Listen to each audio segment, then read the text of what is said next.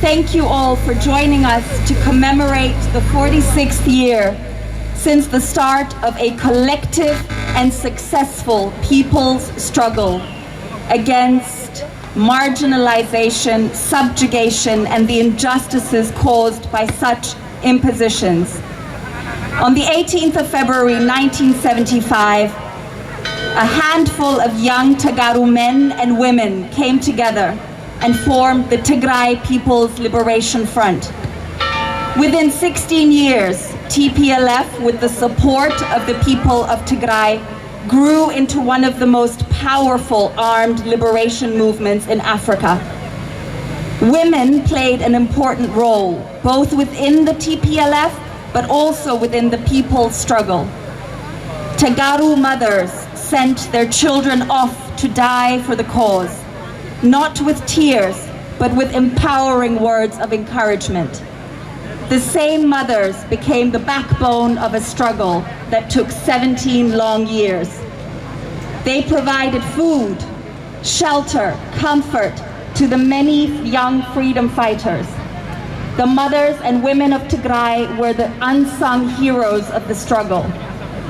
They also fell victim to horrible atrocities in the hands of the enemies, although the stories of rape were not so prominent at the time. Today, our struggle continues, not just against the fascist clique in Addis Ababa and the Eritrean and Amhara invaders, but also against the unspeakable crimes against humanity being committed against our people in Tigray.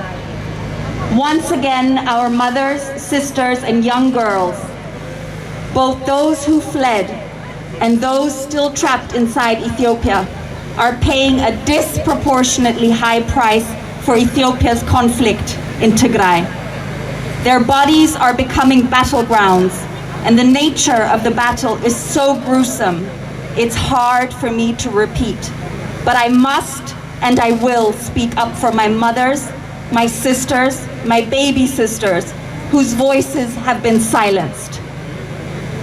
On the 30th of January, a priest in Tigray provided an eyewitness account and said, "It's not just the rape, it's the way this is done.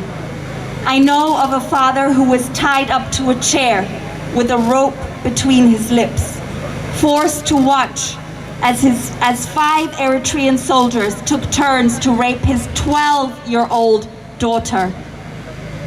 They are even forcing fathers, brothers, and uncles to rape their own children and relatives and killing them for refusing to do so.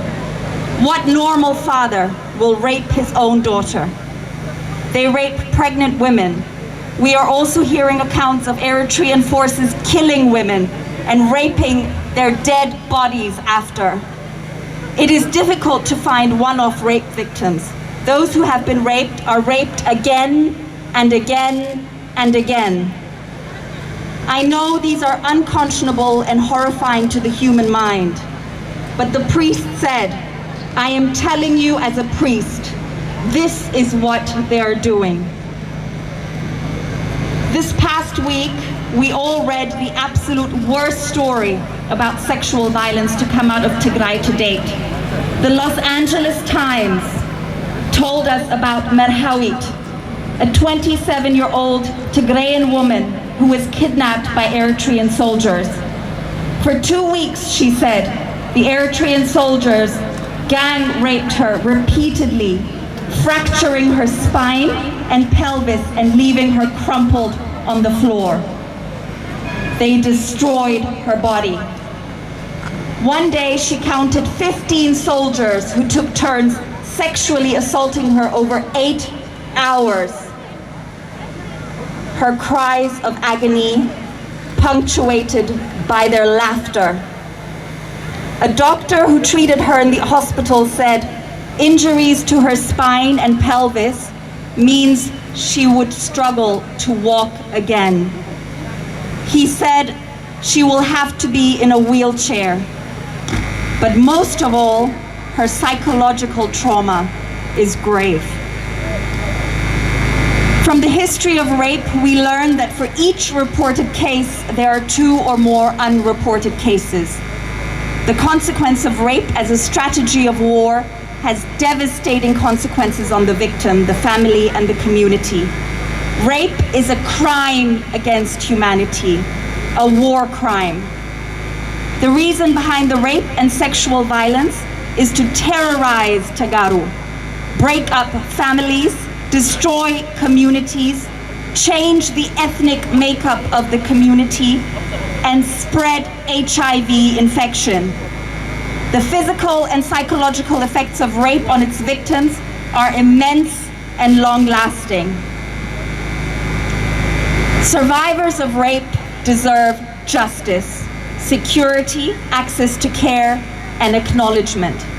Perpetrators need to be held accountable. Despite the multitude of reports and statements issued on this gruesome matter by various international institutions, and even leaked admissions by the Ethiopian army personnel, we have yet to see something concrete being done about it. The international community keeps saying, we are concerned, we are concerned. Well, international community, we are concerned that you keep being concerned about an issue that needs immediate attention. Although the United Nations to date have issued the strongest report, it is not enough to ensure the protection of millions. Tigrayan girls and women are at risk. The Ethiopian government has failed to protect its own citizens. The most vulnerable during war are women and children. Germany, and to the world, the international community, I speak to you now. I'm appealing to you to raise your voice and help us in demanding an immediate stop to the crimes being committed on Tagaru women and girls. In order to help us put an end to these crimes, I plead with you to demand the following. 1, an immediate end to weaponized rape in Tigray by doing the following. An immediate ceasefire. The UN Security Council must send in UN peacekeeping forces immediately to remove the invading, barbaric, and inhumane Eritrean army. They must leave Tigray now.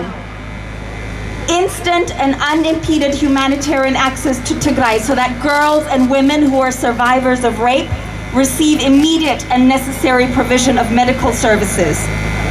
There needs to be immediate and independent investigation into all the weaponized rape crimes that took place during the war so perpetrators can face justice.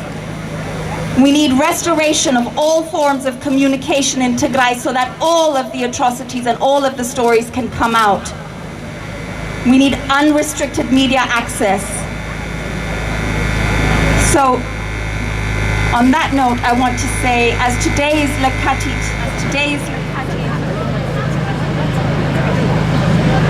I say,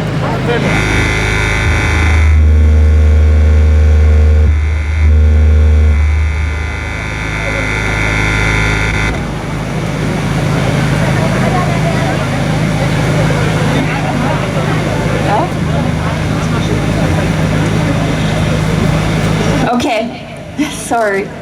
So, as today is Lekatit, I also want to encourage us all. We have to continue to be the voices for the voiceless. I know at times we may feel discouraged and we may feel weary, but we have to go on. We have to be the voices, we have to be the faces of the struggle for our sisters, for our mothers, for our baby girls in Tigray who are being violated in the worst way. So I encourage you all, please, let's continue the struggle. Let's continue shouting, telling the world about what is happening in Tigray in the dark. We must end this nightmare immediately. It cannot go on. Our people are suffering, our people are dying, our people are being traumatized. So let us go forth in our struggle. Let us continue. Together we are strong. Thank you. Tigray to what? Tigray to what? Tigray to what? Tigray to what? So, thank you.